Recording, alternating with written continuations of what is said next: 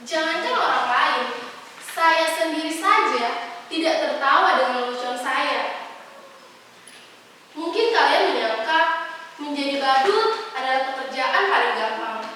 Tinggal bertingkah kocak dan orang akan tertawa. Bila kalian menjadi saya, kalian akan mengerti. Tidak semudah itu membuat orang lain tertawa. Apalagi ketika kamu sendiri sedang tidak ingin tertawa. Lagi pula, zaman sekarang, orang gampang tersinggung dan marah. Membuat lelucon tidak semudah yang kalian bayangkan. Bisa-bisa, karena lelucon, kamu dipidanakan. Dianggap menghina, dianggap mencemarkan nama baik. Kawan baik saya, seorang pelawak, dipenjara hanya karena membawakan lelucon yang kemudian dianggap menghina. Dia memanjat pohon kelapa pada jam 10 pagi. Dan dari atas pohon kelapa itu, dia mengumandangkan azan subuh. Tentu saja membuat gempar seluruh kampung. Orang berbondong-bondong mendatangi, menghujat, bahkan ada yang sampai ingin membunuhnya.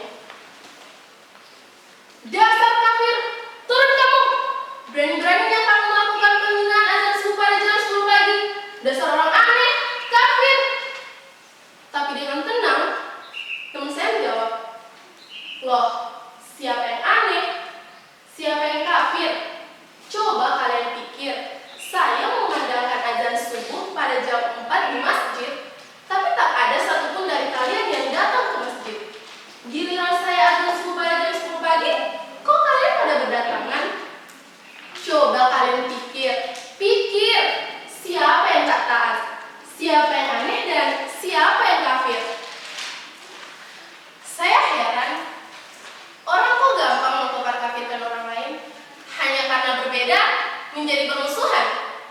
Kalau The Certes bilang, aku berpikir, maka aku ada. Kalau orang sekarang seperti bilang, aku bertengkar, maka aku ada. Pertengkaran menjadi komoditi, diperjualbelikan, bahkan seringkali diberi pembenaran atas nama keyakinan. Ayat-ayat dipergunakan untuk kepentingan kekuasaan.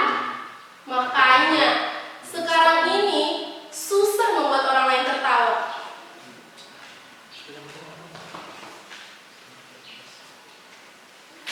Saya menjadi badut meneruskan ayah saya. Dulu bapak saya juga seorang badut. Karena bapak saya badut, saya pun jadi badut. Saya dengar-dengar, sekarang kan lagi ngetren. Anak meneruskan orang tuanya. Kalau ayahnya jadi presiden, anaknya juga kepingin nyalon jadi presiden. Enggak deh, anaknya nyalon jadi gubernur. Bahkan ada yang nyalon jadi wali kota. Sudah jangan ngomong lantur. Nanti saya yang ditangkap. Dulu, kata bapak saya, jadi badut itu enak. Penghasilannya lumayan. Bapak saya sering diundang karena orang butuh hiburan. Badut dan pelawak saja dianggap masih lucu. Lah, kalau sekarang, pelawak saja kalau lucu kok sama kulit tikus. Tapi, percayalah, jadi badut itu berat. Kalian gak akan kuat. Biar saya saja.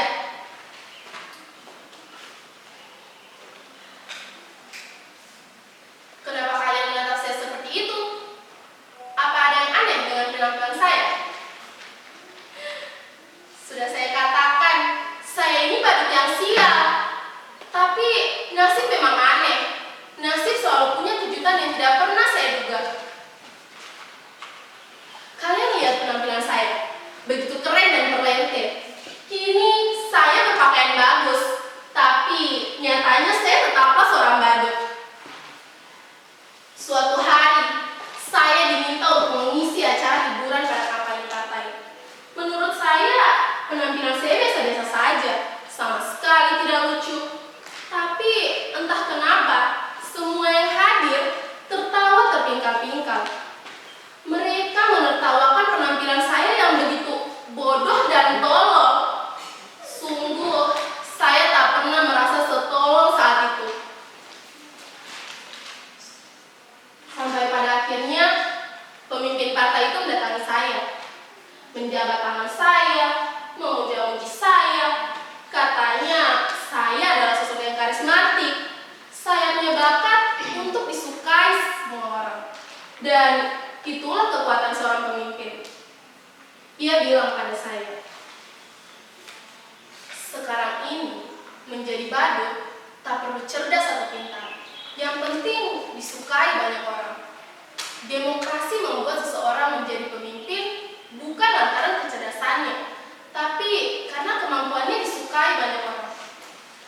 Tidak peduli kamu salah atau benar, yang penting kamu disukai banyak orang. Orang menertawaimu, tapi sesungguhnya mereka menyukaimu. Orang seperti kamulah yang dibutuhkan partai. Lalu, kemudian mereka mendandani saya menjadi beci seperti ini. Didaftarkan ikut pilkada, padahal saya tidak tahu bedanya pilkada dan pilkabe. Tapi katanya pilkada itu boleh dicoba-coba buat anak, sedangkan pilkabe tidak boleh dicoba-coba buat anak. Makanya banyak anak pejabat dan pemimpin yang coba-coba ikut pilkada.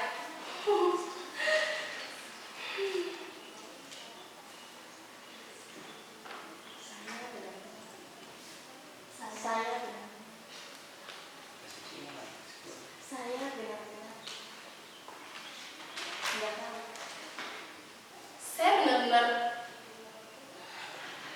Saya benar-benar tidak tahu mengapa mereka menyuruh saya untuk ikut pilkada. Padahal ijazah pun saya tak punya. Tapi katanya, tenang saja, ijazah bisa dipalsukan. Jangankan ijazah, kebenaran pun bisa dipalsukan. Dan betapa sialnya saya menang ikut pilkada. Sungguh, zaman memang sudah gila. Mereka memilih saya karena mereka anggap saya orang paling lucu yang bisa membuat mereka tertawa.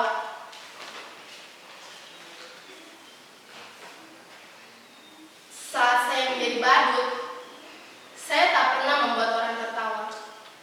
Tapi ketika saya menjadi pemimpin, berkali-kali saya membuat orang lain tertawa. Sudah saya katakan, saya ini badut yang sial. Betapa siapnya saya. Dulu menjadi badut, menjadi pemimpin pun tetap menjadi badut. Badut yang bisa mereka atur, badut yang bisa membuat mereka tertawa. Sungguh saya memang badut yang sial. Percayalah, jadi badut itu berat. Kamu gak akan kuat. Biar para pemimpin saja.